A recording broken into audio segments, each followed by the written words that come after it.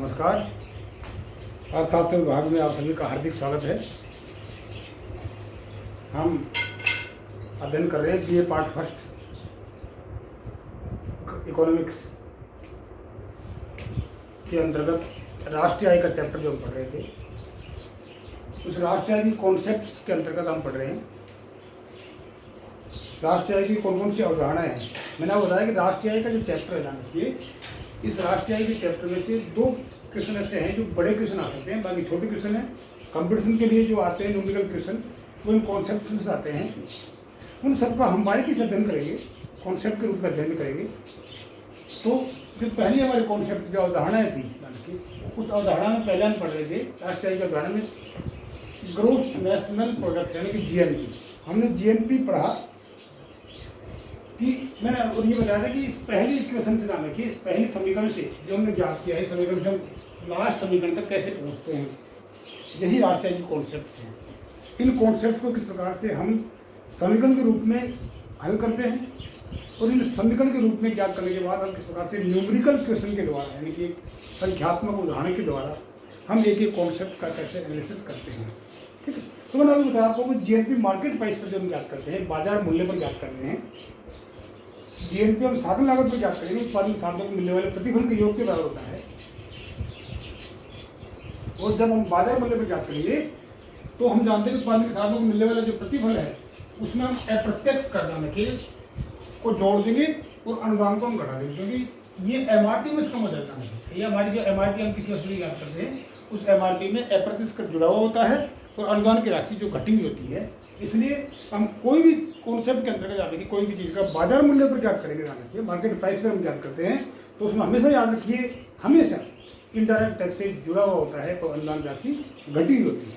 ठीक है, और हम कोई भी चीज़ फैक्ट कॉस्ट ज्ञात करते हैं यानी कि उसमें हमेशा अप्रत्यक्ष कर को घटाना पड़ता है और अनुदान की राशि को जोड़ना पड़ता है। मैंने कहा इसी क्वेश्चन से हम आगे चलेंगे।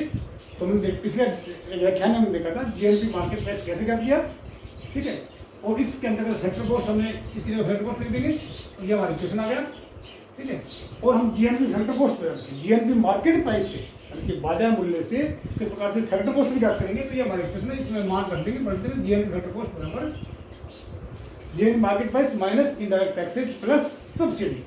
ठीक है, इसके बाद ये हमारी पहली कॉन्सेप्ट की बात कर रहे हैं। फिर हमारी दूसरी कॉन्सेप्ट आती है नेट नेशनल प्रोडक्ट यानी कि एनएनपी।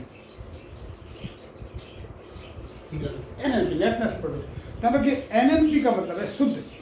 हम कहीं पर भी जा रहे हैं ग्रोस से नेट में जाएंगे तो इसका मतलब है ग्रोस में से हम डेप्रिसिएशन यानी कि गिसावट या मूल्यह्रास जिसे हम कहते हैं, मूल्यह्रास की राशि ग्रोस में से कम कर देंगे तो नेट की राशि प्राप्त हो जाएगी। जिस वैल्यू पर ग्रोस की राशि दी हुई है उसमें से गिसावट कम कर देंगे तो उसी वैल्यू पर नेट की वैल्यू आ जाएगी। डिफरेंट भी दी हुई है तो हम कैसे याद करेंगे, देखते हैं। फिर यहाँ जाऊँगा NNP is equal to GNP minus गिसावट। ठीक है, यानी कि जाना कि जीएनपी में से गिसावट या मूल्यह्रास की राशि डेप्रिसिएशन की राशि हम कम कर देंगे तो विशुद्ध राशि यानी कि नेट की राशि आ जाएगी। इसलिए NNP is equal to GNP minus गिसावट। ठीक है, यानी कि अब हमको एनएनपी यदि फैक्टर कॉस्ट में ज्ञात करना है और यहाँ जीएनपी फैक्टर कॉस्ट में दी हुई है माइनस गिसावट। ठीक है, सेम उसकी वैल्यू आ जाएगी, मार्केट प्राइस में दी हुई है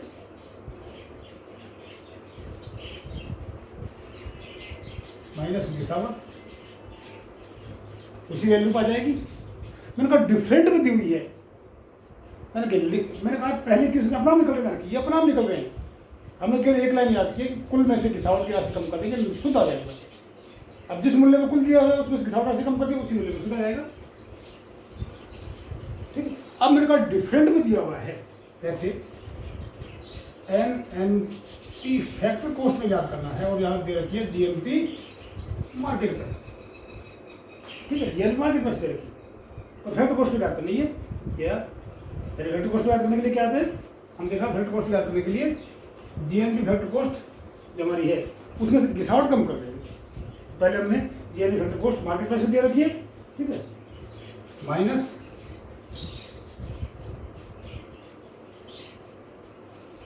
अप्रत्यक्ष कर प्लस अनुदान। ठीक है,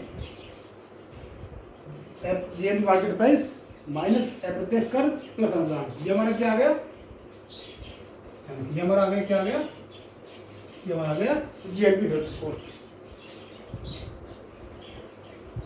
ठीक है, तो मैंने कहा इसमें हम क्या कर देंगे, minus miss out, minus miss out हमारा आ गया एनुअल फैक्टर कॉस्ट। डिफरेंट में दे रखा है,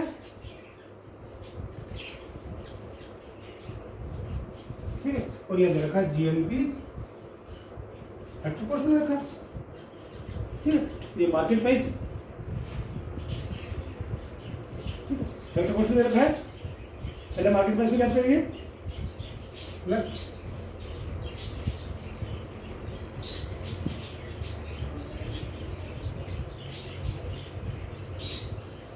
एफ का माइनस अनुदान। ठीक है, मैंने आपको बताया, शुरू में आपको बताया था जीएनपी मार्केट प्राइस हो गया। तो मैंने आपको शुरू में ही कहा था, रखिए कोई भी चीज़, कोई भी कॉन्सेप्ट जब बाजार मूल्य पर ज्ञात करनी है तो बाजार मूल्य में ज्ञात करेंगे, तो उसमें अप्रत्यक्ष कर को जोड़ देंगे, अनुदान को घटा देंगे। कोई भी चीज़ साधारण लागत में ज्ञात करेंगे तो उसमें हम अप्रत्यक्ष कर को घटा देंगे, अनुदान को जोड़ देंगे, माइनस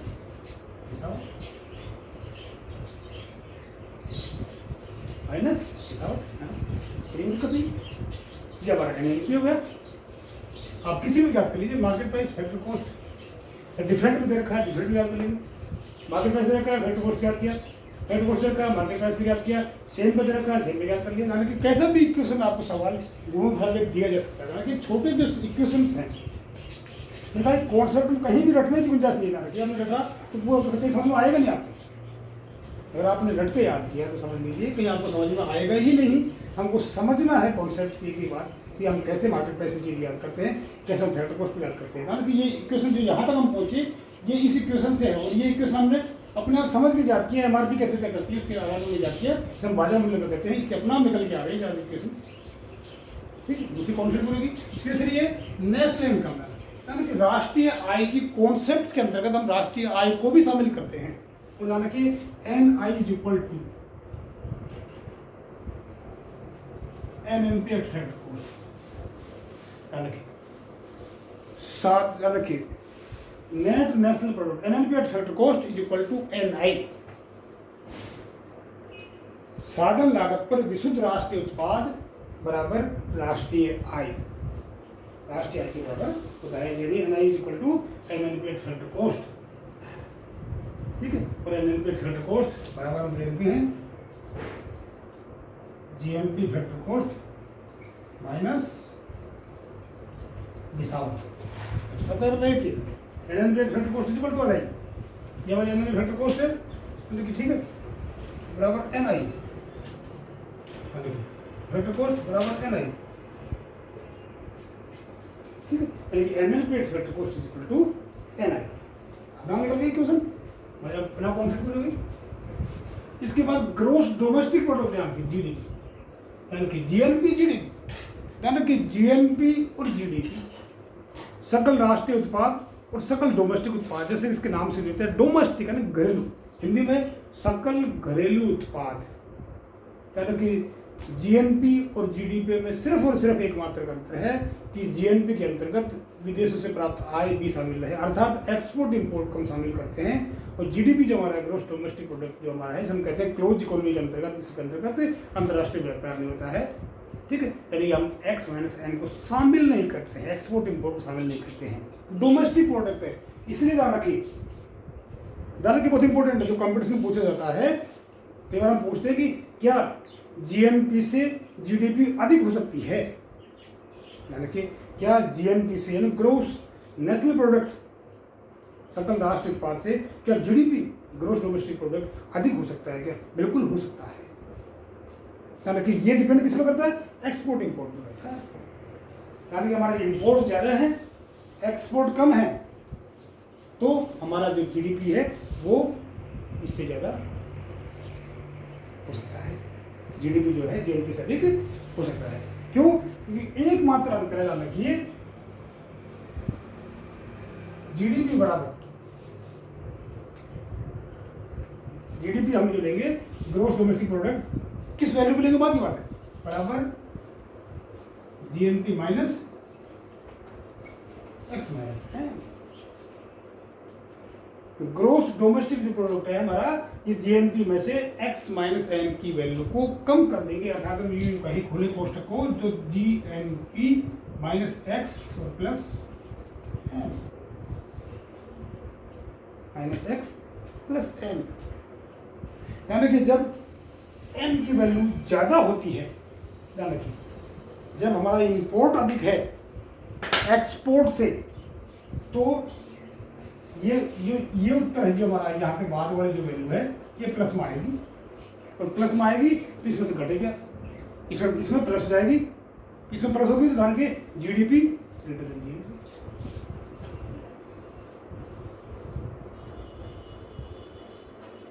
या एक्स लेस देन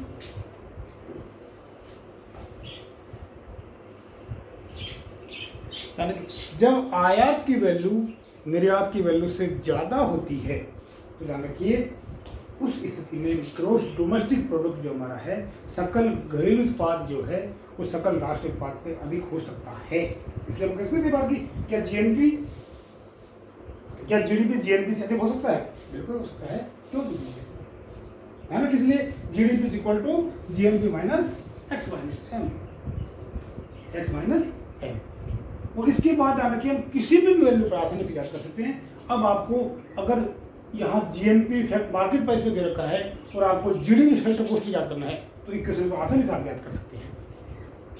केवल एक अंतर है कि इसमें एक्स माइनस, फॉर एग्जाम्पल हाँ GDP market price, GDP market price बराबर जीएनपी मार्केट प्राइस माइनस कोष्टक में एक्स, ये माइनस की बाहर है, कोष्टक में एक्स माइनस एम है, तो कोष्टक खोलेंगे तो माइनस एक्स प्लस एम हो जाएगा, ठीक है। फैक्टर कोष्टक याद करेंगे,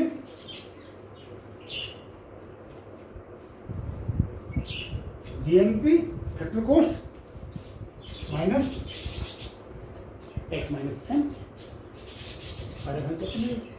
डिफरेंट पे दी हुई है, रखिए डिफरेंट वैल्यू पे दी हुई है, जैसे यहाँ पे रखिए हम याद कर लेंगे आसानी से, इसकी तरह सेम इसकी तरह कैसे याद करेंगे, सिर्फ एक अंतर है, ये एक्स माइनस एम और घटा देंगे, एक्स माइनस एम और घटा देंगे,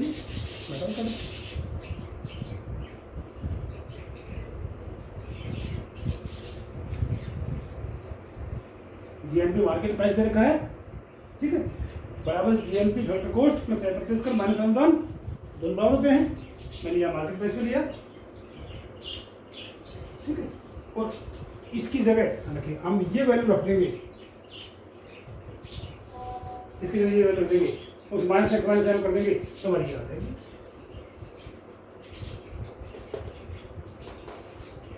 ठीक है। यानी कि जीएनपी से जीडीपी भी हम याद कर सकते हैं, और जिस प्रकार से हमने जीएनपी से एनएनपी याद किया या जीएनपी मार्केट प्राइस से जीएनपी फैक्टर कॉस्ट याद की, यानी कि इसी इक्वेशन याद आता है ना, यही इक्वेशन चल रहा है, यही चल रहा है। मैंने कहा कि जीएनपी मार्केट प्राइस, ठीक है, ये वैल्यू बराबर है, इसमें से माइनस एक्स माइनस एम कर दिया, बराबर क्या जाएगा GDP market price minus X minus M बराबर GDP factor cost, factor cost आ जाएगा। वही मैंने कहा कि कोई अंतर नहीं है, क्योंकि जीएनपी में से विदेशी व्यापार की जो मात्रा है वो कम कर देंगे तो जीडीपी आ जाएगी, जिस मूल्य पर जीएनपी दिया हुआ है उसी मूल्य पर अगर हम उसमें एक्स माइनस एम कम कर देंगे तो उसी मूल्य पर जीडीपी आ जाएगी। डिफरेंट वैल्यू पर दी हुई है तो हमारे पास इक्वेशन आए हैं, आसानी से हम डिफरेंट वैल्यू पर भी ज्ञात कर सकते हैं, ठीक है। इसके बाद इसी बात है एनडीपी आएगी, एनडीपी नेट डोमेस्टिक प्रोडक्ट, मतलब सेम जैसे जीएनपी में समय, मतलब कि जिस प्रकार से जीएनपी में से गिरावट की राशि कम की तो हमारे एनएनपी आ गई, ठीक उसी प्रकार से जीडीपी माइनस गिरावट,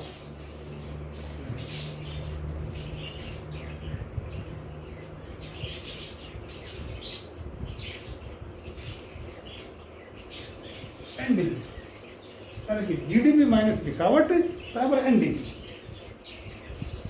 ठीक है। यानी कि सकल जो घरेलू उत्पाद है उसमें से हम गिरावट की राशि कम कर देंगे तो विशुद्ध वैल्यू उत्पाद की राशि प्राप्त हो जाएगी। यह चीज इस प्रकार हमने जीएनपी से एलएनपी ज्ञात की है, ठीक इस प्रकार से जीडीपी से एनडीपी भी ज्ञात कर सकते हैं। डिफरेंट वैल्यू को दी हुई है तो डिफरेंट वैल्यू को ज्ञात कर सकते हैं। अगर सेम वैल्यू को दी हुई है तो सेम वैल्यू को हम आसानी से निकालेंगे, कहीं कोई दिक्कत नहीं है। हम आसानी से जान रखें एक इक्वेशन, मैंने आपको बताया था कि एक इक्वेशन से हम एक समीकरण से चल रहे हैं, इस इक्वेशन के आधार पर हम आसानी से सारे इक्वेशन निकाल रहे हैं। कहीं गलती होने के चांसेस ही नहीं है कि किसी भी कॉम्पिटिशन में कोई कितना भी छोटा न्यूमेरिकल सवाल आ जाए, कोई इक्वेशन हमसे पूछते हैं, हम आसानी से कर लेंगे। लेकिन ध्यान रखिए ये इक्वेशन हमारे इंपॉर्टेंट होने चाहिए, हम टाइम लग सकता है, शुरू में आप अभ्यास करें, ध्यान रखिए स्टार्टिंग में आप प्रैक्टिस करें इस चीज़ की, कैसे कॉन्सेप्ट याद करेंगे। तो इस सब समीकरण लिख के याद करें, पहले ये समीकरण तैयार करें, इसके बाद ये अपने आप निकाल के धीरे धीरे देखें, इस तरह से एकदम से नहीं। और एक कॉन्सेप्ट हमें दिमाग में रखिए कि कोई भी चीज़ ना रखिए मार्केट प्राइस में क्या करेंगे तो उसमें अप्रत्यक्ष कर को हम जोड़ते हैं, अनुदान को घटाते हैं, और साधन लागत में याद करेंगे तो उसमें हम अप्रत्यक्ष कर को घटाते हैं, अनुदान को जोड़ते हैं। ये चीज़ें हमको याद रखनी है।